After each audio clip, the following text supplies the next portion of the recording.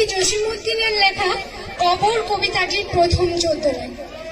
এইখানে তোর দাদির কবর, ডালিম গাছের তলে, 30 বছর ভিজে রেখেছি তুই নয়নের জলে। এতটুকু তারে ঘরে এনেছিল সোনার মতন মুখ, পুতুলের বিয়ে ভেঙে গেল বলে কেঁদে ভাসাইতো বুক। এখানে ওখানে ঘুইয়া ফিরিতে ভেবে হইতাম সারা, সারা বাড়ি ভরি এত সোনা মোর ছড়াইয়া দিল কারা।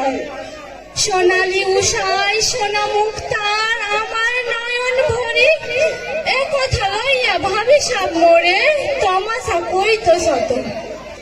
নাঙল লইয়া যাইবার কালে ফিরে ফিরে তারে দেখে রইতাম কাঁদে, এ কথা লইয়া ভাবি সব মোরে তমাশা করিতো শত।